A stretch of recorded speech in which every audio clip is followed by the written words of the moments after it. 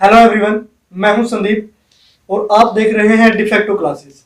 जैसा कि आपने मेरी प्रीवियस वीडियो में देखा था, हम चैप्टर नंबर 4 की फर्स्ट एक्सरसाइज कंप्लीट कर चुके थे, यानी कि एक्सरसाइज 4.1। 4.1 एक्सरसाइज में हमने पढ़ा था कि हम कैसे स्टेटमेंट से क्वाड्रेटिक इक्वेशन को फॉर्म करते हैं और एक्चुअल में वो जो क्वाड्रेटिक इक्वेशन है वो होती क्या है। उसके बाद मैंने आपको बताया था कि जब हम नेक्स्ट एक्सरसाइज करेंगे तो हम उसका सॉल्यूशन फाइंड आउट करेंगे, यानी क्वाड्रेटिक इक्वेशन को कैसे सोल्व किया जाता है। तो आज हम बात करेंगे कि सॉल्यूशन ऑफ क्वाड्रेटिक इक्वेशन हम कैसे फाइंड आउट कर सकते हैं। तो आइए स्टार्ट करते हैं आज की video, solution of quadratic equation. अब यहां देखिए, solution of a quadratic equation actual में ये है क्या, हम कैसे उसका सॉल्यूशन फाइंड आउट कर सकते हैं या फिर कितने मेथड हो सकते हैं उसके सॉल्यूशन को फाइंड आउट करने के लिए। तो इसको समझते हैं सबसे पहले कि एक्चुअल में सॉल्यूशन होता क्या है। यहां देखिए, in general a real number के, यानी कि यहां कोई भी एक के रियल नंबर है, is called a root of the quadratic equation. अब यहां एक नया वर्ड आया है, क्या, रूट। मैं अभी आपको एक्सप्लेन करके बताऊंगा कि ये रूट एक्चुअल में है क्या। यानी कि एक रियल नंबर के क्या होगा, root of this quadratic equation ax square plus bx plus c equal to 0। यानी कि ये जो क्वाड्रेटिक इक्वेशन गिवन है where a not equal to 0, अब इसका ये k क्या होगा, रूट। इफ किस कंडीशन पे, आप कंडीशन देखिए क्या है, इफ a इंटू के स्क्वायर प्लस बी के प्लस सी, यानी कि जहां भी आपका x वेरिएबल था वहां हमने क्या पुट कर दिया, k इक्वल टू 0। अगर x की जगह k पुट करने से वो इक्वेशन को सेटिस्फाई कर पाता है, वैल्यू क्या हो जाती है, 0। This means x equal to k होगा, क्या होगा, इसका सॉल्यूशन होगा। उसके बाद लिखा, we can also say that x equal to k is the solution of this equation. यानी कि यहाँ जो k है, जो k रियल वैल्यू है, वो क्या होगी, solution of this quadratic equation. और we can say that k satisfies the quadratic equation। ये आप 9th क्लास में पढ़ के आए हो। या हम क्या बोल सकते हैं कि k इस इक्वेशन को सेटिस्फाई कर रहा है, या फिर ये बोल सकते हैं कि x इक्वल टू k इसका क्या होगा, रूट होगा। अब यहाँ आपको एक नई चीज देखने को मिली, जैसा कि हमने सेकंड चैप्टर पढ़ा था क्वाड्रेटिक पोलिनोमियल के टाइप पढ़े थे। अब वहां हमने पोलिनोमियल का सॉल्यूशन फाइंड आउट किया था, यानी कि उसको पहले इक्वेशन में चेंज किया इक्वल टू 0 और वहां से x की वैल्यू निकाली। अब वहां जो x की वैल्यू आई थी, यानी कि सॉल्यूशन ऑफ इक्वेशन था, उसको हमने क्या नाम दिया था, जीरोस। क्या नाम दिया था, जीरोस, यानी कि जीरोस ऑफ पोलिनोमियल हमने फाइंड आउट किया था। लेकिन उसके बाद थर्ड चैप्टर आया, थर्ड चैप्टर में हमने क्या फाइंड आउट किया, सॉल्यूशन, यानी कि सॉल्यूशन ऑफ लीनियर इक्वेशन। अब ये थर्ड चैप्टर में ये नया वर्ड आ गया था, सॉल्यूशन। अब जब आपने फोर्थ चैप्टर हमने स्टार्ट किया तो यहाँ एक नया वर्ड आया, रूट। क्या वर्ड आया, रूट। अब ये जो तीनों वर्ड हैं ये अलग अलग जगह यूज हुए। ये जो जीरोस हैं ये सेकंड चैप्टर में यूज हुआ है, जो सॉल्यूशन है वो थर्ड चैप्टर में यूज हुआ है, जो रूट है वो फोर्थ चैप्टर में यूज हो रहा है।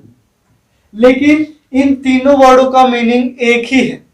तीनों का मीनिंग क्या है, एक ही है। यानी कि चाहे वो पोलिनोमियल हो, चाहे वो लीनियर इक्वेशन हो, या फिर वो क्वाड्रेटिक इक्वेशन हो, अगर हम उसका सॉल्यूशन फाइंड आउट कर रहे हैं, दिस मींस वही उसका जीरोस है, वही उसका सॉल्यूशन है, वही उसका क्या है, रूट है। ये तीनों अलग अलग वर्ड है जो अलग अलग जगह पे आप यूज किया आपने सेकंड, थर्ड और फोर्थ चैप्टर में, अगर किसी ने नोट किया है तो, जीरोस, सॉल्यूशन, रूट। अब हम यहाँ ये भी बोल सकते हैं कि k is the zeros of the quadratic equation, यानी कि k क्या होगा, जीरो होगा इस क्वाड्रेटिक इक्वेशन का। या फिर ये बोल सकते हैं x equal to k is the solution of this equation, या फिर ये बोल सकते हैं k is the root of this equation, या फिर लास्ट क्या था, k satisfies the quadratic equation. ठीक है, तो ये था हमारा सॉल्यूशन ऑफ क्वाड्रेटिक इक्वेशन, जो आप 9th क्लास में भी पढ़ चुके हैं। तो मैंने एक बार इसको दोबारा रिपीट कर दिया है कि कैसे इसका सॉल्यूशन होगा। इसको एक एग्जांपल से समझते हैं। एग्जांपल ले लेते हैं। यहां जैसे मैंने लिखा x स्क्वायर प्लस 2x प्लस 1 इक्वल टू 0। अब ये क्या है, एक क्वाड्रेटिक इक्वेशन है। ये क्या है, एक क्वाड्रेटिक इक्वेशन। अब यहां देखें, when we replace x by -1, अब हमने इसमें क्या कर देना है कि x को हमने रिप्लेस कर दिया -1 से। मैं आपको बता रहा हूं कि एक्चुअल में सॉल्यूशन क्या होगा। अब x की जगह आप क्या रखेंगे, -1 का आप स्क्वायर करेंगे, प्लस 2 इंटू -1 करेंगे, प्लस 1 इक्वल टू 0। अब यहाँ देखिए -1 का स्क्वायर प्लस 1, यहाँ माइनस का 2 प्लस 1 इक्वल टू 0। अब ये 1 और 1 2 से कैंसिल हो गया, यानी कि 0 इक्वल टू 0। अब यहाँ से देखिए हमने क्या किया, अगर हमने x की वैल्यू को -1 पुट कर दिया तो यहाँ से जो लेफ्ट हैंड साइड है और राइट हैंड साइड है दोनों क्या हो गई 0, यानी कि left side is equal to क्या आ गई 0। दिस मीन्स ये जो x इज इक्वल टू -1 है ये इस इक्वेशन का क्या है, सॉल्यूशन है। ये इस इक्वेशन का क्या है, 0 है। ये इक्वेशन का क्या है, रूट है। यानी कि तीनों में से आप कोई भी यूज कर सकते हो। लेकिन 4th चैप्टर पढ़ रहे हैं तो यहाँ हम ज्यादातर क्या पढ़ेंगे, रूट, यानी कि रूट्स ऑफ इक्वेशन इस टाइप से। तो उसके बाद देखिए, अब आपने ये तो पढ़ लिया कि ये सॉल्यूशन होता क्या है और इसको हम कैसे डिफाइन करते हैं। उसके बाद देखिए इस सॉल्यूशन को फाइंड आउट करने के लिए इस चैप्टर में आप कितने मेथड पढ़ेंगे। तो मैं इसको रफ कर देता हूं कि कितने मेथड होंगे। जैसे हमने लीनियर इक्वेशन के लिए पढ़े थे, पेयर ऑफ लीनियर इक्वेशन को हमने 4 मेथड से सोल्व किया था। फर्स्ट था ग्राफिकल, सब्स्टिट्यूशन, एलिमिनेशन और क्रॉस मल्टीप्लिकेशन मेथड। अब इसी तरह क्वाड्रेटिक इक्वेशन को सोल्व करने के लिए भी हम टोटल 3 मेथड्स पढ़ेंगे। टोटल कितने मेथड हैं, 3 मेथड। मैं यहां लिख देता हूं, to solve the quadratic equation there are 3 methods in our syllabus. अब यहां देखिए जो फर्स्ट आप मेथड पढ़ोगे वो है फैक्टराइजेशन मेथड। फैक्टराइजेशन मेथड, अब ये मेथड आपने सुना हुआ भी है और आपने किया भी है ये 9th क्लास में। उसके बाद जो सेकंड है, हम क्वाड्रेटिक इक्वेशन का सॉल्यूशन फाइंड आउट करेंगे by quadratic formula. By quadratic formula, ये दूसरा मेथड होगा। उसके बाद जो तीसरा मेथड है वो है completing the square. Completing the square. Exercise 4.2 में हम पढ़ेंगे फैक्टराइजेशन मेथड और ये दोनों मेथड हम पढ़ेंगे एक्सरसाइज 4.3 के अंदर कि कैसे हम क्वाड्रेटिक फॉर्मूले से या फिर कंप्लीटिंग द स्क्वायर से क्वाड्रेटिक इक्वेशन को सोल्व कर सकते हैं या फिर उसका सॉल्यूशन फाइंड आउट कर सकते हैं। तो आइए आज हम स्टार्ट करते हैं एक्सरसाइज 4.2 कि हम कैसे फैक्टराइजेशन मेथड से क्वाड्रेटिक इक्वेशन को सोल्व करेंगे। अब इसके लिए कुछ एग्जांपल ले लेता हूं मैं, आपकी जो बुक में गिवन है या फिर बुक से बाहर से भी कोई भी आप एग्जांपल ले सकते हैं। तो आइए स्टार्ट करते हैं solution of quadratic equation by factorisation method.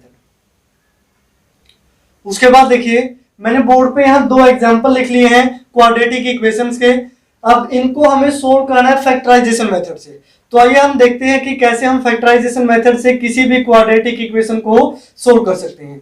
अब इनको सोल्व करने के लिए सबसे पहले देखिए जो मैंने आपको स्टैंडर्ड फॉर्म बताई थी क्वाड्रेटिक इक्वेशन की, वो क्या थी, ax² + bx + c = 0। अब मेथड क्या है, फैक्टराइजेशन मेथड, यानी कि हमें फैक्टर बना के इसको क्या करना है, सोल्व। अब इस टाइप की इक्वेशन यानी कि जो भी स्टैंडर्ड फॉर्म होती है क्वाड्रेटिक इक्वेशन की वो क्या होती है, ax² + bx + c = 0। अब हमें 2 ऐसे फैक्टर सोचने हैं कि अगर उन फैक्टरों की हम मल्टीप्लाई करें तो किसकी मल्टीप्लाई के इक्वल आए, a की मल्टीप्लाई c के साथ, यानी कि उन दोनों की मल्टीप्लाई किसके इक्वल हो, a और c की मल्टीप्लाई के, और उन दोनों का जो एडिशन है वो किसके इक्वल हो, b के इक्वल हो। साइन का ध्यान रखना कि a और c की मल्टीप्लाई नेगेटिव आ रही है पॉजिटिव आ रही है या फिर b नेगेटिव या पॉजिटिव गिवन है, ये हम जैसे क्वेश्चन करेंगे सारी चीजें आपको समझ आएगी। अब यहाँ देखिए जो a की वैल्यू है वो क्या है 1, c की वैल्यू है वो क्या है 6, यानी कि हमें 2 ऐसे फैक्टर चाहिए जिसकी मल्टीप्लाई 1 × 6 यानी कि 6 के इक्वल आए और उनका एडिशन किसके इक्वल आए, 5 के। तो ये जो छोटी वैल्यूज है इसमें फैक्टर आसानी से बन जाते हैं, हम आसानी से उन वैल्यूज तक पहुंच पाते हैं। तो इसमें देखिए x² को हम एज इट इज लिखेंगे। अब ये जो 5x है इसके हमने 2 फैक्टर बना लिए, एक फैक्टर लिखा 3x और दूसरा लिखा 2x, यानी कि 5 को क्या लिख दिया 3x + 2x, इससे कोई फैक्ट नहीं पड़ेगा, दोबारा ऐड करोगे वही क्या हो जाएगा, ये 5x। उसके बाद +6 एज इट इज = 0, यानी कि ये जो मिडिल टर्म है इसके आप क्या करोगे, फैक्टर करोगे। अब यहां से देखिए जो फर्स्ट 2 टर्म्स हैं दोनों में से आपको क्या कॉमन दिखाई दे रहा है, x कॉमन लिया तो वैल्यू क्या बची, x + 3। अब लास्ट की जो 2 टर्म है उनमें से आप एक ऐसी वैल्यू कॉमन ले कि कॉमन लेने के बाद x + 3 ही बचे। अब यहां से देखिए हमने क्या कॉमन ले लिया 2, तो वैल्यू क्या बची, x + 3 = 0। अब जो सेकंड स्टेप था उसमें कितनी टर्म थी 4, अब जो थर्ड स्टेप आया उसमें कितनी टर्म में कन्वर्ट हो गए 1 और 2, यानी कि 2 ही टर्म हो गया। तो अब इन दोनों में से क्या कॉमन दिख रहा है x+3 तो x+3 दोनों में से हमने क्या लिया कॉमन। अब यहां से फर्स्ट टर्म में से क्या वैल्यू बची x, सेकंड टर्म में से प्लस का 2 इक्वल टू 0। अब यहां से हमें जो फोर्थ स्टेप में देखने को मिला कि यहाँ 2 टर्में लिख दी गई हैं जिनकी मल्टीप्लाई क्या है 0, और 2 टर्मों की मल्टीप्लाई या 2 वैल्यूज की मल्टीप्लाई 0 कब होती है, आइदर फर्स्ट वन इज 0 और सेकंड वन इज 0, या तो पहले वाली 0 है या फिर दूसरे वाली 0 है। तो इसका मीनिंग क्या होगा, here either x+3 equal to 0 और x+2 इक्वल टू 0। अगर ये पहले वाली 0 होगी तो सब्ट्रैक्टिंग -3 बोथ साइड, यानी कि 3 बोथ साइड से आप माइनस करोगे तो वैल्यू क्या आई -3, यानी कि x इक्वल टू -3। सेम इसी तरह यहाँ से x की वैल्यू क्या आएगी -2, लेफ्ट साइड में +2 है, राइट साइड में क्या हो जाएगा माइनस। अब x equal to -3, x equal to -2, ये क्या होंगे solution of this quadratic equation या फिर roots of the quadratic equation. ये लिख दोगे आप यहां, hence -2 and -3 are the roots of this quadratic equation, this quadratic equation, यानी कि ये जो -2 और -3 है ये क्या होंगे रूट्स होंगे इस क्वाड्रेटिक इक्वेशन के। अब ये काफी सिंपल क्वेश्चन था, छोटी छोटी वैल्यू हमें गिवन थी 6, 5, इजीली हम इसके फैक्टर कर सकते थे। अगर इसी तरह यही वैल्यू थोड़ी बड़ी हो जाए, अब यहाँ देखिए जो सेकंड क्वेश्चन हम करेंगे x² -21x + 80 इक्वल टू 0। अब यहाँ देखिए c की वैल्यू 80 है, a की वैल्यू 1 है, यानी कि दो ऐसे फैक्टर बनाने हैं आपने 21 के कि उनकी मल्टीप्लाई किसके इक्वल आए 80 के, और उनका सम किसके इक्वल आए माइनस के 21 के।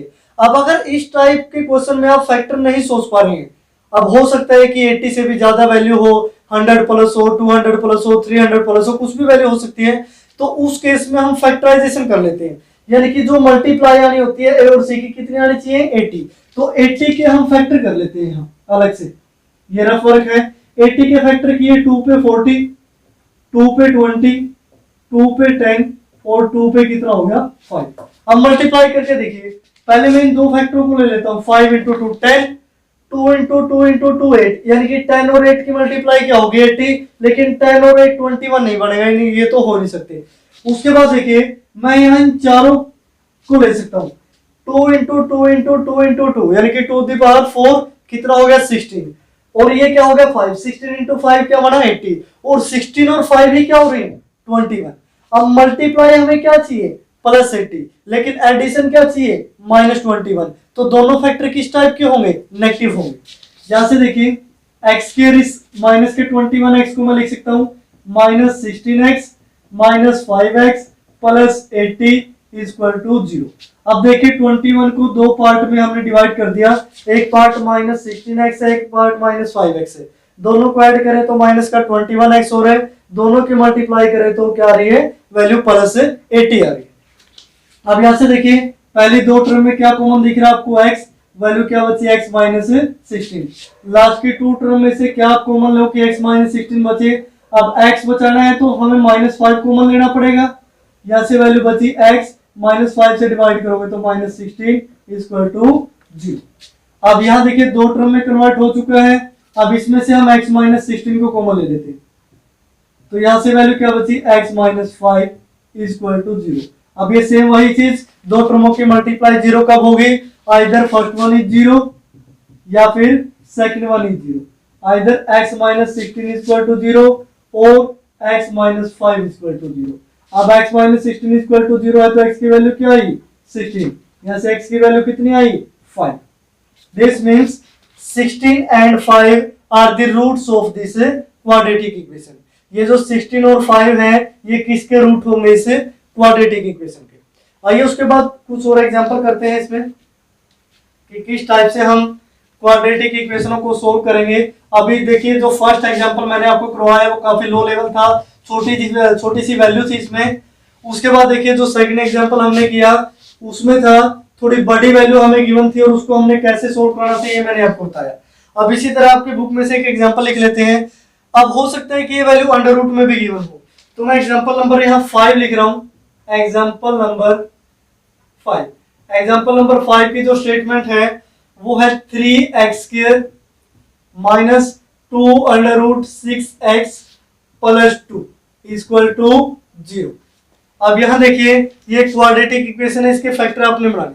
अब यहाँ देखिए 3 इंटू 2 क्या हो गया 6, मल्टीप्लाई तो क्या है प्लस का 6, और उनकी एडिशन क्या है माइनस का 2 अंडर रूट 6, माइनस का 2 अंडर रूट 6।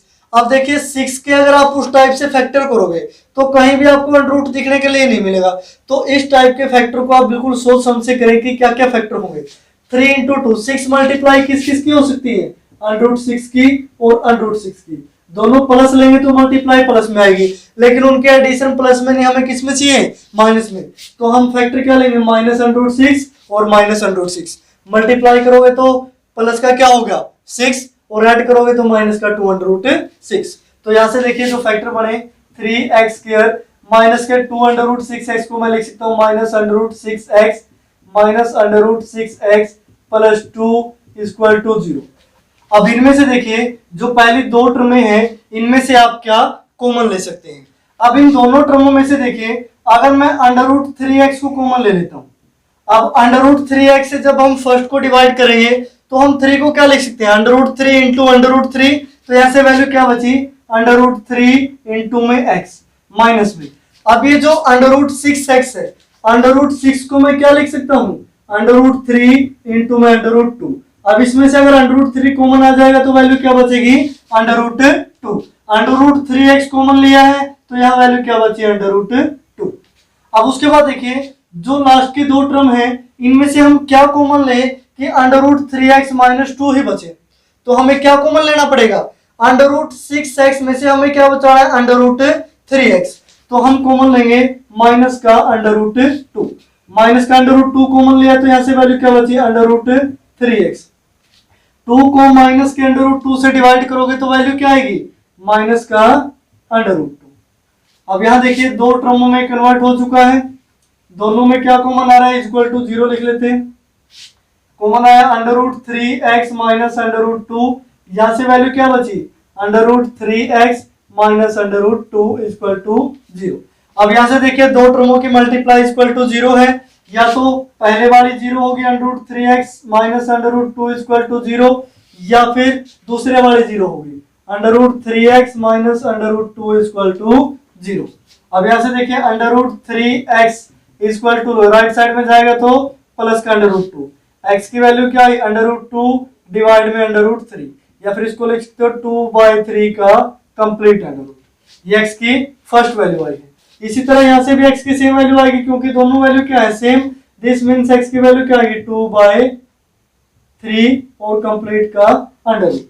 अब हम ये बोल सकते हैं कि अंडर रूट में जो 2/3 है is the root of this quadratic equation, यानी कि अंडर रूट वाली इक्वेशंस को आप ऐसे सोल्व करेंगे। ये नहीं कि आपको अंडर रूट दिख गया तो वहां कंफ्यूज हो गए सर इसमें तो अंडर रूट है फैक्टर ही नहीं बढ़ेंगे कैसे हम फैक्टर करेंगे, ये सारे सवाल आपके माइंड में नहीं आने चाहिए क्योंकि स्टेटमेंट चाहे कोई भी हो वैल्यू कांस्टेंट रहती है। ये जो भी आप मल्टीप्लाई या एडिशन करते हैं इसमें ज्यादा घबराने वाली जरूरत नहीं है, ऐसे ही इनके फैक्टर बनेंगे जैसे नॉर्मल इक्वेशंस के आप बनाते हो।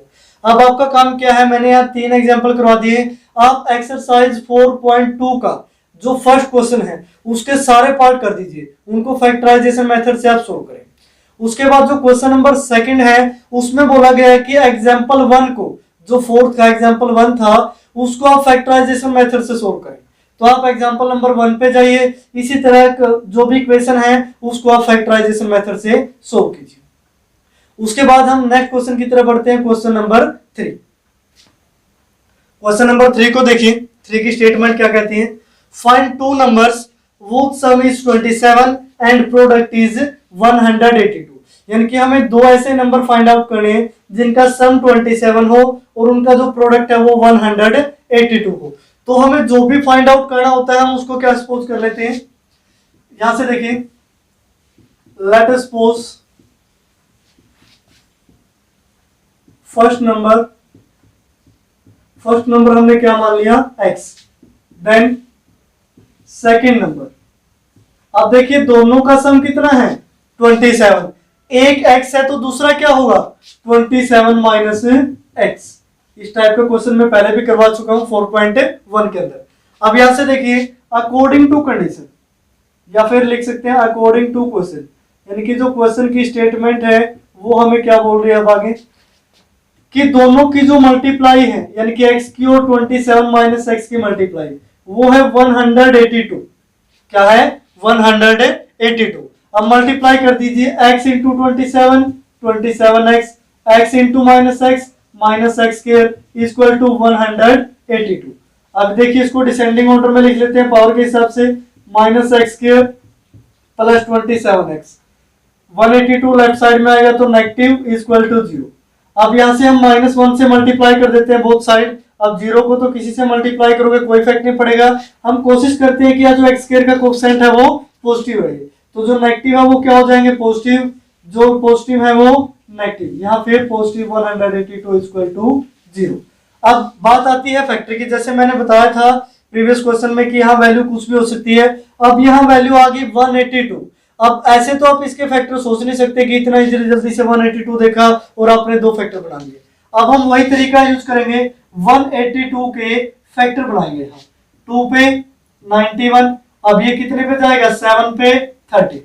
अब यहाँ देखिए ये तो सिंपल सा हो गया, 7 इंटू 2 14 और 13, 14 और 13 कितना होते हैं 27 और मल्टीप्लाई कितनी आती है 182। इजिली हमें इसके फैक्टर मिल गए। अब ये जो उनका सम है ये किस में आना चाहिए नेगेटिव, दो दोनों वैल्यू हम क्या लेंगे negative. X square minus 14x minus 13x plus क्या हो गया 182 इक्वल टू 0। यानी कि माइनस के 27x को हमने किस फॉर्म में लिख लिया माइनस 14x माइनस 13x। पहले दो टर्मों में से क्या कॉमन लिया x, वैल्यू बची x minus 14। Last two terms में से कॉमन लिया माइनस 13, वैल्यू बची x माइनस 14 इक्वल टू 0। अब दो टर्म बन चुके हैं, दोनों में से क्या कॉमन आ रहा है x माइनस 14, यहां से वैल्यू क्या बची x, यहां से वैल्यू माइनस 13 इक्वल टू 0। दो टर्मों की मल्टीप्लाई 0 है, this means either first one is 0 और सेकंड वन इक्वल टू 0। अगर फर्स्ट वाली 0 होगी तो x माइनस 14 इक्वल टू क्या होगा 0, दिस मीन्स x की वैल्यू क्या आई 14। या फिर क्या हो सकता है x माइनस 13 इक्वल टू 0 हो तो x की वैल्यू क्या आएगी 30। तो यहाँ इस क्वाड्रेटिक इक्वेशन के रूट्स की वैल्यू क्या आई 14 या 30। अगर x की जगह हम 14 लिखते हैं तो फर्स्ट नंबर क्या हो जाता है 14 और सेकंड नंबर 27 माइनस 14 क्या हो जाएगा 30। यानी कि एक तो ये पेयर हो सकते हैं। अगर हम x की वैल्यू 13 ले तो 27 माइनस 13 तो वैल्यू क्या आएगी 14, या फिर ये पेयर हो सकते हैं। यानी कि वो दोनों नंबर क्या होंगे 13 या फिर 14। तो फर्स्ट और सेकंड कोई भी आप इसको अज्यूम कर सकते हो, ये फर्स्ट ये सेकंड, ये फर्स्ट ये सेकंड। तो ये इस टाइप से हमने इन क्वाड्रेटिक इक्वेशन का सॉल्यूशन निकाला और वहां से हमें क्या मिला रिजल्ट जो हमें चाहिए था। दो नंबर चाहिए थे जिसका सम क्या है 27। चेक कर लीजिए सम 27 है या प्रोडक्ट 182 है या फिर नहीं।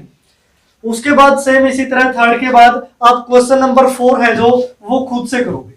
क्वेश्चन नंबर 4 काफी इजी है, स्टेटमेंट पढ़िए, एक लाइन की स्टेटमेंट है, बिल्कुल सिंपल सा क्वेश्चन है। क्वेश्चन नंबर 4 को आप आराम से कर सकते हैं। उसके बाद देखिए जो क्वेश्चन नंबर 5 है, क्वेश्चन नंबर 5 की स्टेटमेंट हमें क्या कहती है। अब मैं आपको क्वेश्चन नंबर 5 की स्टेटमेंट पढ़ के बता देता हूँ या फिर यहाँ लिख देता हूँ। The altitude of A right triangle is 7 centimetre less than its base. अब राइट एंगल ट्रायंगल है तो यहाँ क्वेश्चन नंबर 5 में मैं एक राइट एंगल ट्रायंगल ले लेता हूँ, जैसा कि मैं बुक में से स्टेटमेंट पढ़ रहा हूँ, आप भी साथ में बुक रखें। ये राइट एंगल ट्रायंगल है, लेट अस सपोज हमने नेमिंग दी ए बी सी। अब हमें गिवन है altitude of right triangle is 7 centimetre less than its base. यानी कि बेस से जो एल्टीट्यूड है वो कितना है 7 सेंटीमीटर कम है। तो हम बेस को सपोज कर लेते हैं x, तो एल्टीट्यूड कितना हो जाएगा x माइनस 7 सेंटीमीटर। अब इतना हमने सपोज कर लिया। उसके बाद if the hypotenuse is 13 centimetre, hypotenuse की वैल्यू क्या है 13 centimetre, find the other two side. यानी कि हमें बेस और परपेंडिकुलर की वैल्यू निकालनी है। तो सबसे पहले जो भी हमने अज्यूम किया उसको हम लिखेंगे। Let us assume the value of base, base की वैल्यू हमने क्या ली x centimetre. Then altitude, altitude की वैल्यू क्या होगी, x माइनस 7 सेंटीमीटर। उसके बाद देखिए हाइपोटेन्यूज की वैल्यू हमें क्या गिवन है, 13 सेंटीमीटर। आपने पाइथागोरस थ्योरम पढ़ी होगी, तो हम लिखेंगे अकॉर्डिंग टू पाइथागोरस थ्योरम,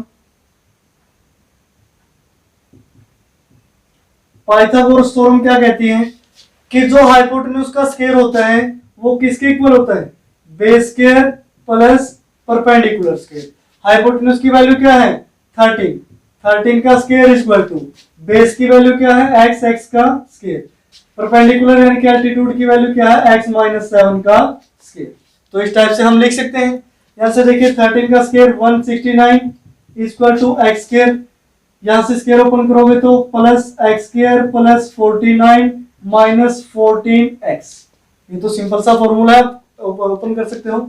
यहां से देखिए अब हम इन साइडों को चेंज कर लेते हैं, 169 को साइड लेते हैं, x square plus x square 2x square plus यहां से x वाले टर्म को लिखेंगे माइनस 14x और प्लस 49। अब 169 को राइट साइड में लेके जाओगे तो वैल्यू क्या है 169। अब यहाँ लेफ्ट साइड में क्या रह गया 0, यानी कि हमने राइट और लेफ्ट साइड को चेंज कर लिया। अब यहां से देखें 2x square minus 14x plus 49 और माइनस का 169, वैल्यू क्या बची यहाँ पे माइनस का 120 इक्वल टू 0।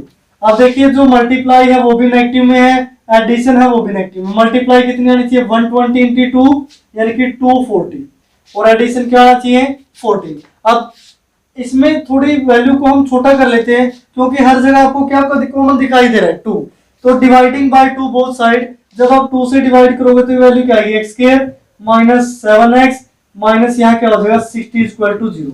अब थोड़ी और छोटी वैल्यू होगी यहाँ। अब हमें मल्टीप्लाई कितने चाहिए 60 और सम कितना चाहिए माइनस 7, मल्टीप्लाई माइनस 60 और सम माइनस 7, तो 60 के फैक्टर बना लेते हैं यहाँ।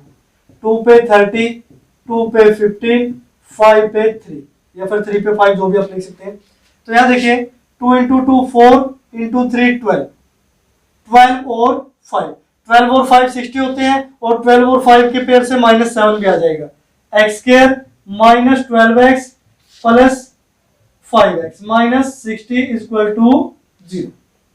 ठीक है, अब देखिए minus 12x plus 5x value क्या हुई माइनस का 7x, दोनों में से कॉमन x वैल्यू बची x माइनस 12, उसके बाद दोनों में से कॉमन प्लस 5 वैल्यू बची x माइनस 12 इक्वल टू 0। तो यहाँ से दो फैक्टर बने, एक x माइनस 12 दोबारा से कॉमन लिया, वैल्यू बची x प्लस 5 इक्वल टू 0। अब दो टर्मों की मल्टीप्लिकेशन 0 है, आइदर फर्स्ट वन इज 0 या फिर second one is equal to 0। अगर फर्स्ट 0 होगी this means x minus 12 equal to 0, x की वैल्यू क्या आई प्लस 12। अगर सेकंड 0 होगी x प्लस 5 इक्वल टू 0 यानी कि x की वैल्यू क्या आई माइनस 5। अब क्या आपने कभी देखा है कि कोई भी साइड हमें इस टाइप से गिवन हो कि side A B equal to minus 5 centimetre, या फिर डिस्टेंस कभी भी नेगेटिव में देखी हो कि ये भी यहाँ डिस्टेंस है जिसकी वैल्यू माइनस 10 सेंटीमीटर है, यानी कि x की वैल्यू माइनस 5 यहाँ रिजेक्ट हो जाएगी क्योंकि किसी भी ट्रायंगल की साइड हो या कोई भी डिस्टेंस हो वो कभी भी नेगेटिव नहीं होती। तो यहाँ से हमारे x की वैल्यू कितनी आई 12। अगर x की वैल्यू 12 है तो बेस की वैल्यू क्या होगी 12 और जो एल्टीट्यूड है उसकी वैल्यू क्या होगी 12 माइनस 7 यानी कि 5। तो ये हमारे क्या है रूट्स ऑफ इक्वेशन, यानी कि 12 और 5 ये तो क्या है सॉल्यूशन इस क्वेश्चन का, और x इक्वल टू 12 क्या है root of this quadratic equation. तो आप इस टाइप से क्वेश्चन नंबर 5 को सोल्व कर सकते हैं। उसके बाद देखिए जो क्वेश्चन नंबर 6 है, क्वेश्चन नंबर 6 भी काफी इजी सा क्वेश्चन है अगर आप उसको पढ़ते हैं तो। बिल्कुल ध्यान से स्टेटमेंट पढ़िए, स्टेटमेंट थोड़ी सी लेंथी है, बिल्कुल इजी लैंग्वेज में लिखा है कि आपने क्या निकालना है। तो इस तरीके से आप जो क्वेश्चन नंबर ये जो लास्ट क्वेश्चन है इसका वो भी आप खुद से कंप्लीट करेंगे। तो आज हमने एक्सरसाइज 4.2 पढ़ी कि कैसे हम क्वाड्रेटिक इक्वेशन को सोल्व कर सकते हैं। फर्स्ट मेथड हमने पढ़ा फैक्टराइजेशन मेथड, मैंने उसके कुछ एग्जांपल करवाए, कुछ 4.2 एक्सरसाइज के क्वेश्चन करवाए, हालांकि काफी कम क्वेश्चन करवाए हैं क्योंकि आप मेहनत करिए। अगर आप एग्जाम्पल और ये जो मैंने क्वेश्चन बोर्ड पे कराए हैं इनको आप अच्छी तरीके से समझ चुके हैं, तब आप एक्सरसाइज 4.2 को कंप्लीट कर सकते हैं। सिर्फ 2 ही क्वेश्चन आपके लिए छोड़े हैं एक्सरसाइज 4.2 में से, उनको आप कंप्लीट कीजिए। नेक्स्ट वीडियो में हम पढ़ेंगे quadratic formula and completing the square method, कि कैसे हम इन 2 मेथड की हेल्प से जो क्वाड्रेटिक इक्वेशन है हमको सोल्व कर सकते हैं। तो आज की वीडियो में फिलहाल इतना ही। बने रहिए डिफेक्टिव क्लासेस के साथ, और रेगुलर जो भी आपको वीडियोस मिलती है हमको आप देखते रहें, ताकि आपका सिलेबस कंटिन्यूस इसी तरह बढ़ता रहे।